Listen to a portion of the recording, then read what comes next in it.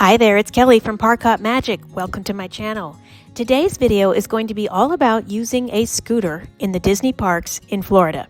Now, to be clear, I'm bringing you my experience using a scooter for the first time at the Disney parks and also at the resorts while I was there.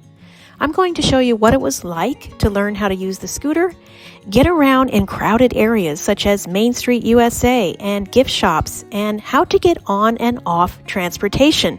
We will look at using the bus, the boat, the Skyliner, and the monorail on a scooter. We will also talk about using your scooter while waiting in line for different rides and how to figure out which attractions accommodate scooters in which way. I will tell you where I rented my scooter, why I chose what I did, and what I paid for it by the day. I'll also show you the scooter controls and how to charge it. And overall, we're going to demystify the entire process of using a scooter for the first time at the Disney parks. If you are about to go on a Disney vacation and you're going to use a scooter for the first time, or maybe somebody in your travel party is going to use a scooter for the first time, this video may be of help to you. We have a lot to enjoy and do and learn today, so let's get started.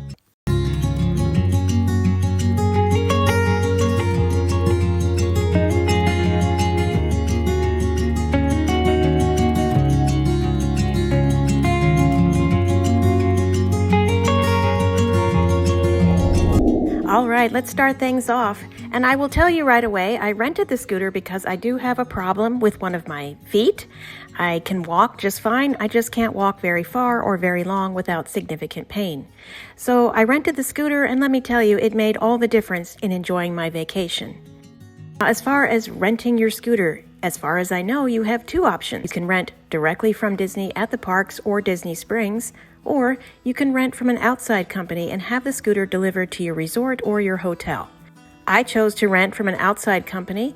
I will get more into details at the very end of the video as to who I rented from and what I paid. We will also look at some of the pros and cons of renting directly from Disney or an outside company. But to start things off, I arranged for the scooter to be delivered to my resort the very first day I arrived. I was able to choose the arrival time. We met in front of the building at Bell Services. They quickly demonstrated to me how to use the scooter, and off I went. I spent about 15 minutes getting to know my scooter, driving all around the All-Star Resort, and it was a lot easier than I thought. Now, here is my first tip for you. The most important thing I found was learning how to control the speed of the scooter. As you can see on this model, there is a rabbit for the fastest speed and a turtle for the slowest speed. Your model might have different icons on there, like arrows or plus and minus or something, but using the speed dial is critical to navigating crowded situations, rolling through a gift shop, getting on and off a bus, and things like that. If the scooter is in the slowest speed possible, I'm not going to be bumping into the people in front of me or running over toes. When I'm in a very crowded situation, if it's on turtle, everybody can walk around me at their own pace because I'm moving so slowly and carefully. As you can see in this gift shop, I'm just crawling along, and that allows the people around me to walk around me. I'm not going to accidentally charge into somebody or find myself going a little too fast. So when you're in the middle of fireworks or gift shops or getting on and off the bus especially, dial it down to turtle and just get comfortable moving slowly.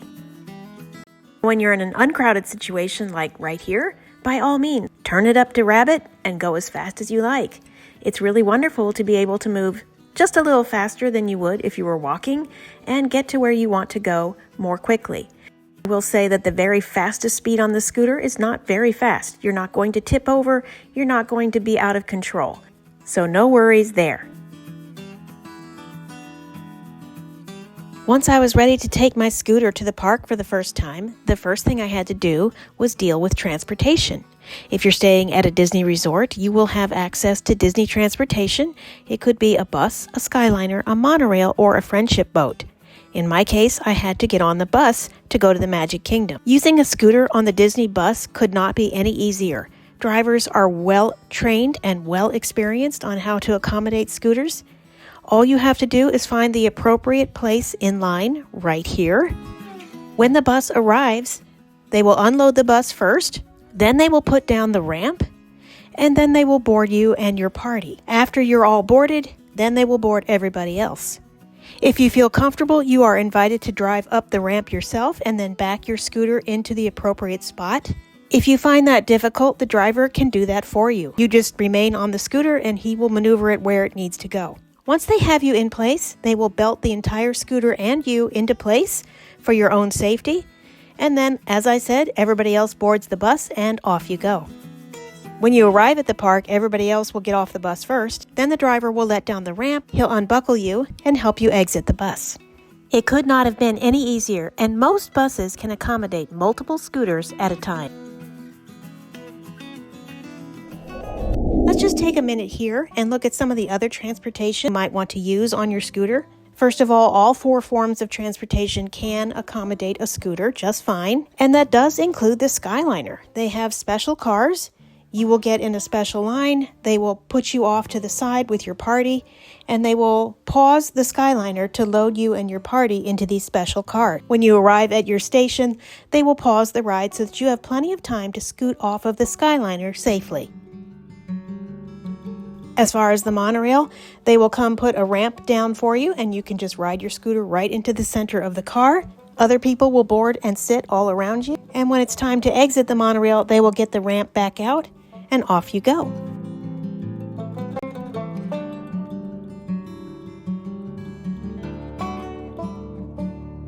When it comes to friendship boats, there's only one thing you need to know.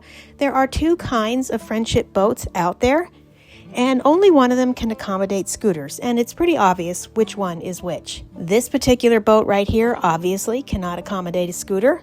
So the one drawback you might experience is if you're waiting in line for the friendship boat, and this is the boat that pulls up. All that means is that you have to wait until the next boat because they do rotate. They make sure a handicapped accessible boat is available every other time at least. You will roll right onto the boat. There is a designated area they want you to park the scooter and then sit in the front row that is set aside for handicapped visitors.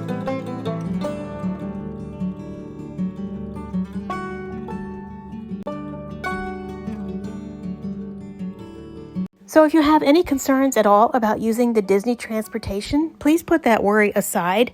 All 4 forms of transportation can accommodate scooters. They do it every day. Cast members are well trained. You are welcome to board and use the transportation, and everything goes smoothly. And let me just add that if you're bringing your own car and you're taking your scooter out of the car, you have to park at the TTA. You're going to be just fine because the ferry boat can accommodate your scooter very well. Once you roll off the ferry, you will have the option of entering the Magic Kingdom or hopping on a monorail.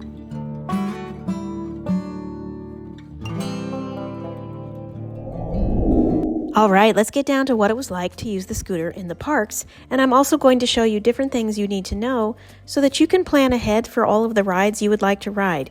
There are ways to figure out where to park your scooter, when to park your scooter, how long you can stay on the scooter, and things like that. When I arrived at the Magic Kingdom riding my scooter for the first time, I won't lie, I had a moment of thinking, is this even going to be possible? I mean, Main Street USA, it's so crowded. You have to navigate your scooter down Main Street. You need to not fall into the trolley tracks, not get into other people's photos, not bump into people or stop suddenly and cause a crash. You know, you have to do your best to navigate a very crowded situation. I dialed it down to turtle, I crawled along, and I made it through Main Street. And let me tell you that once I made it down Main Street, it really wasn't that bad the rest of the day. There were a ton of places where it wasn't crowded at all, and driving the scooter and navigating around people, no problem.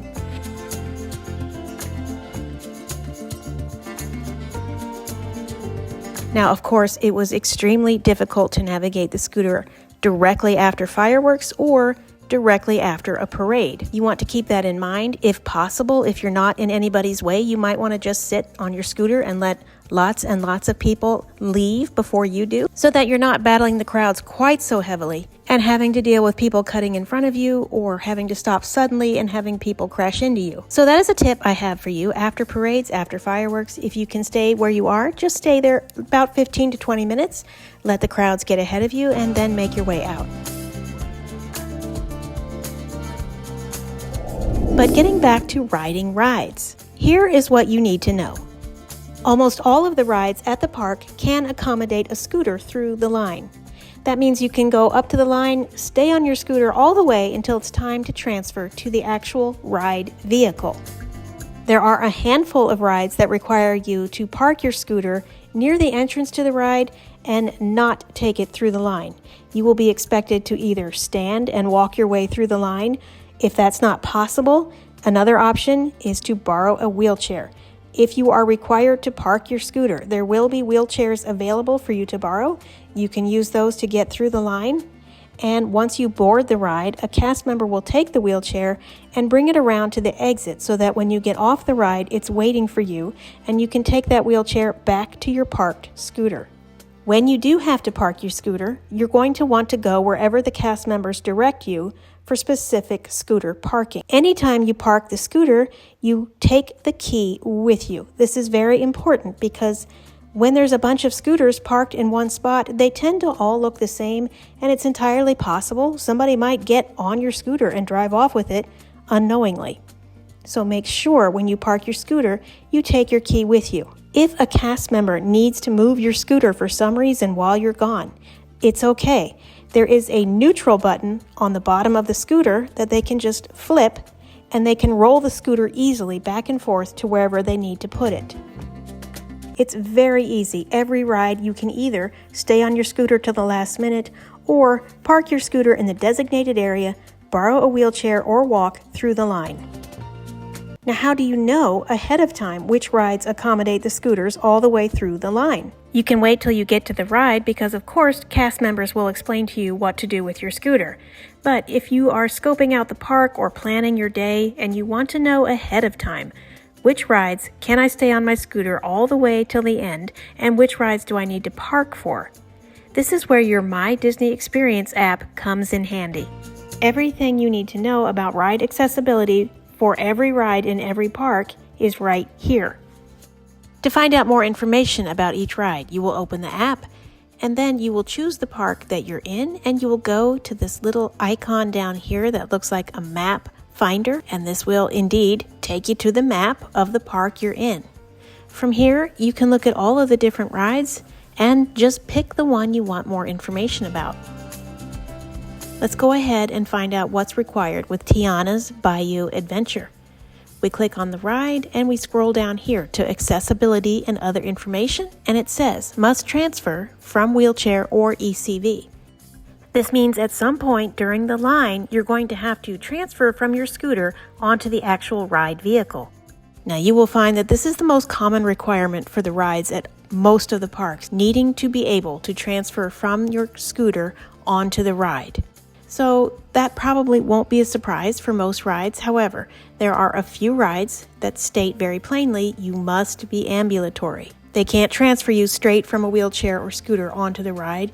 There will be some period where you absolutely have to be on your feet. This applies to Peter Pan's Flight and just a few other rides, so if that's going to be a problem, you might want to look at that ride on the My Disney Experience app ahead of time.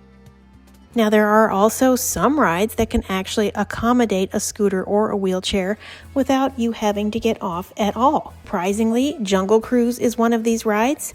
They have a special boat where you can just roll right on and be on the ride. Of course, you can stay on your scooter for all of the shows and parades. Make sure you go visit your favorite shows. Festival of the Lion King, Starlight Parade, Fireworks, Fantasmic. Don't miss the new Villains show at Hollywood Studios either.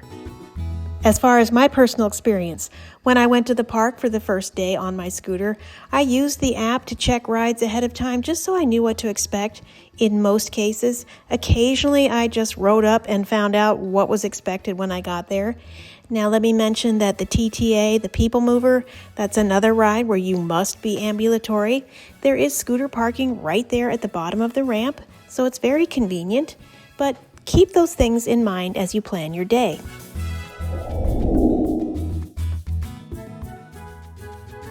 Something else I would like to point out, when it comes to the outdoor parades, including the Starlight Parade and the fireworks show, there is a limited amount of reserved parking set aside and roped off for scooters. Now, as I said, this is limited supply. It is first come, first serve. If you get there at the last minute or maybe 30 minutes ahead of time and it's completely full, cast members do not have an obligation to help you find a spot somewhere else. You're pretty much on your own, just like everybody else. So if it's important to you to take advantage of these roped off areas, scope them out early, find out where they are. If they're not yet roped off, you could ask a cast member where they're going to be. I do recommend, especially with Starlight Parade, getting a roped off scooter parking area on Main Street somewhere where nobody can crowd in front of you at the very last second, because that Starlight Parade was amazing.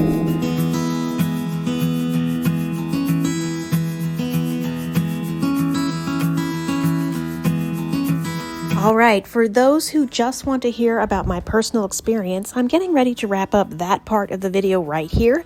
For those who would like to stick around, I'm going to talk to you about where I rented my scooter, what I paid for it. We're also going to look at the pros and cons of renting from Disney versus off-site, and I will show you what Disney is currently charging for scooters by the day. I'm also going to share just another quick look at the controls and how to charge your scooter and leave you with a few final thoughts. So if that sounds great, stick around. For the rest of you, I just want to say thank you for coming along. I hope this was helpful to you. I do want to say very clearly, renting a scooter allowed me to enjoy my Disney vacation to the max. I am someone who, when I come to the parks, I like to do it all. I like to park hop, resort hop, check out the gift shop, ride all the rides, see all the shows, and stay until the park closes. When I developed this problem with my foot, I was looking at either renting a scooter and still enjoying Disney a new way, or just staying at home wishing I was at Disney. Now, was using the scooter perfect? No.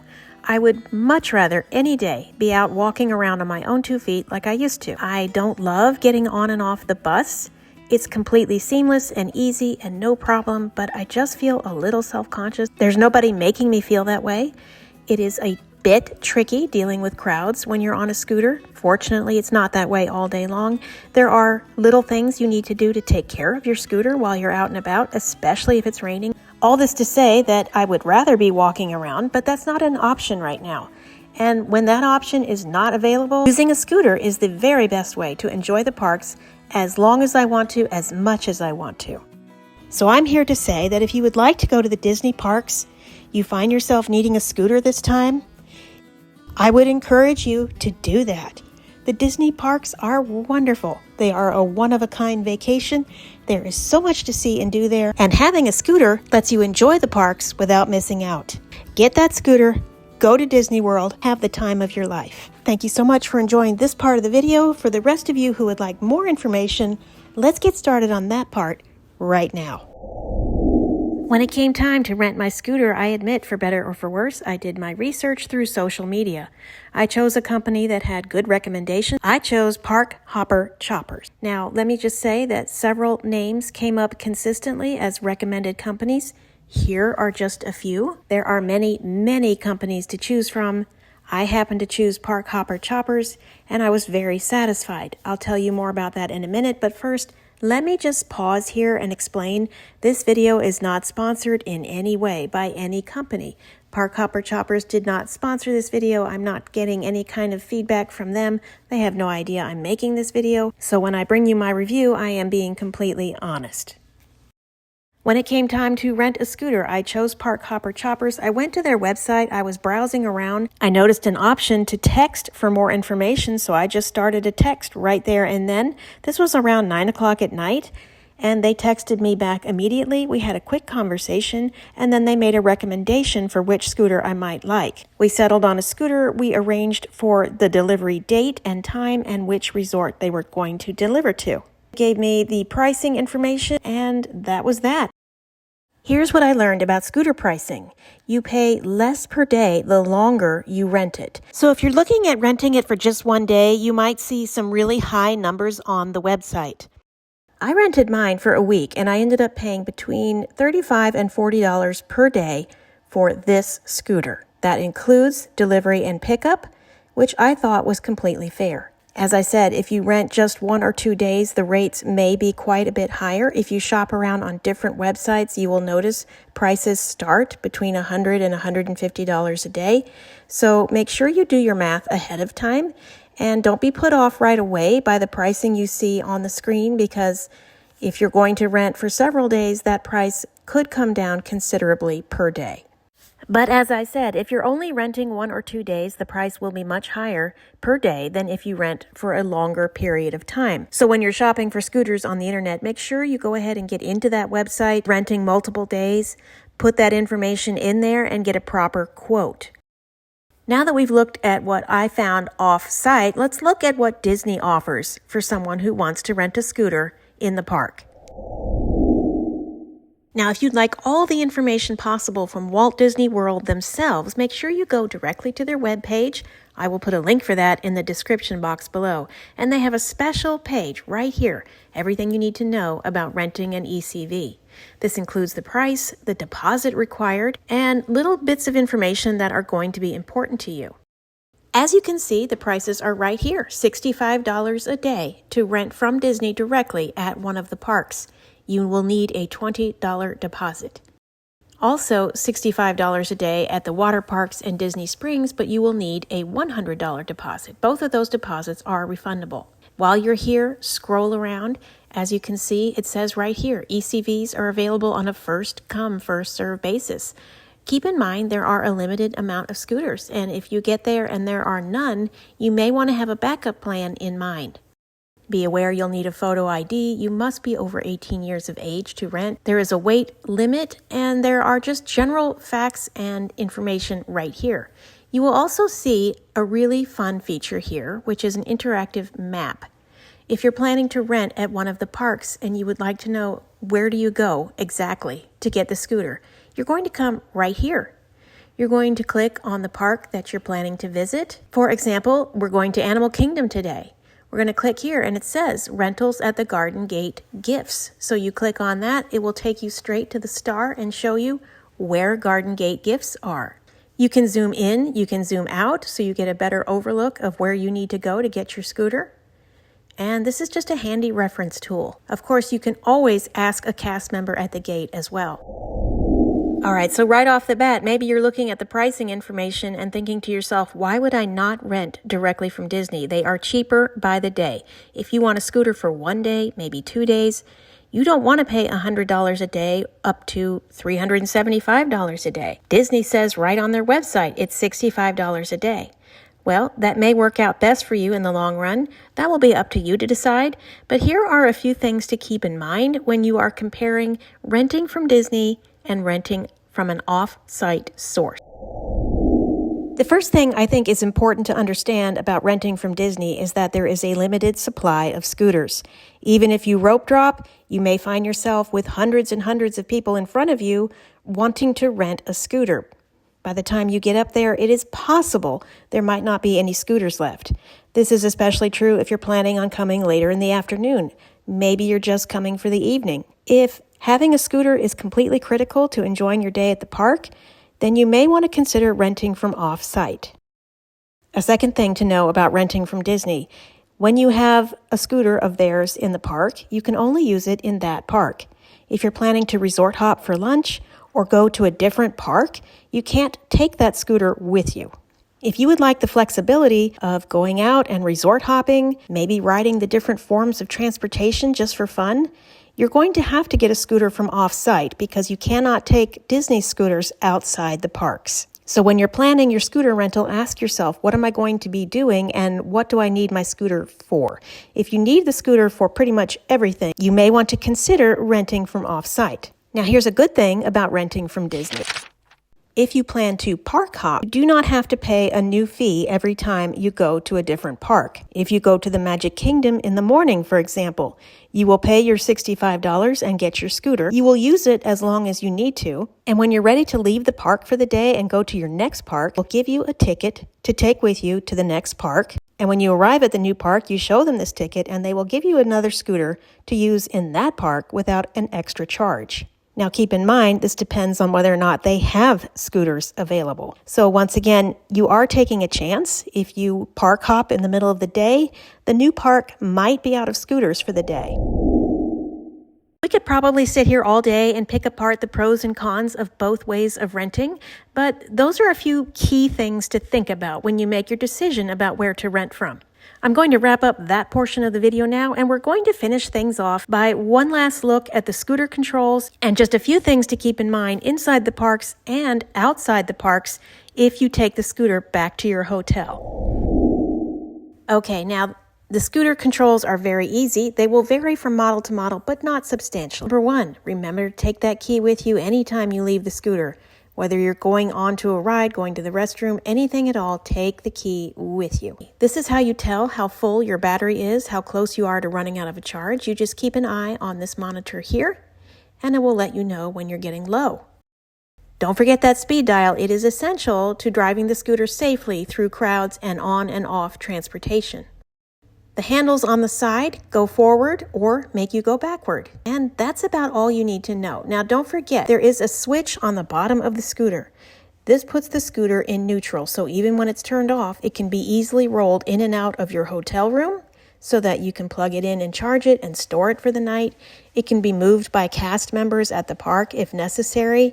It is important to know where this switch is and use it, because if the scooter is turned off and this is not in neutral, the scooter is impossible to roll around.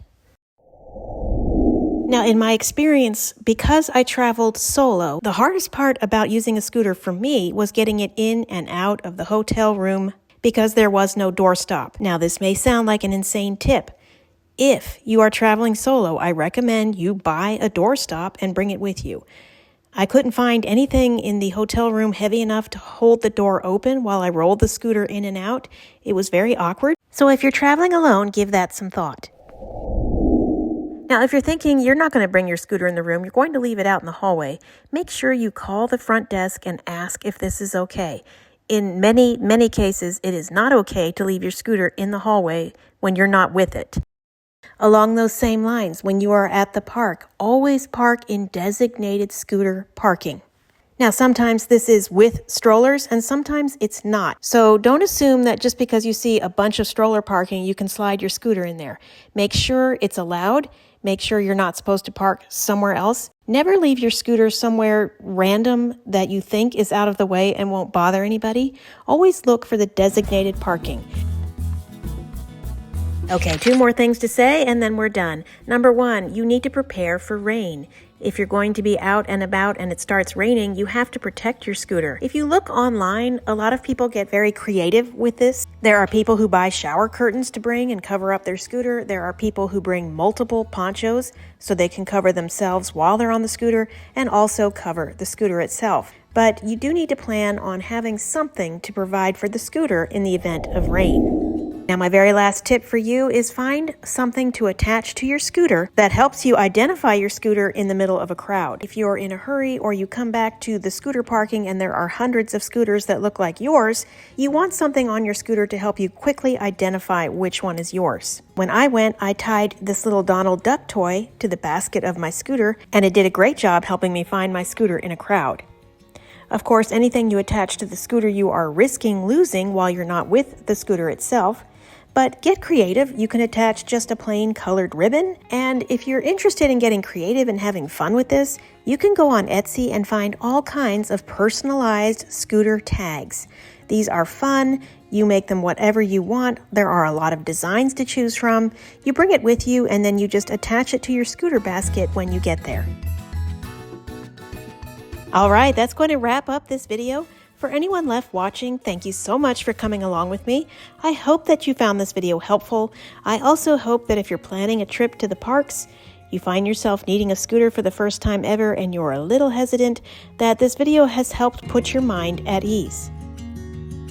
For some people, using a scooter is a very easy decision. For others, there's a little bit of agonizing over whether or not they're ready to do that. And I was in that position as well. I hesitated to use a scooter. Once I went and used it and had a wonderful time, I wondered why I even thought twice about it. So if you'd like to go and you need a scooter, by all means, give it a lot of thought, watch some more videos, but understand that scooters are very common in the parks and they are well accommodated. Thank you so much for watching. I hope you have a wonderful day and enjoy your next Disney day.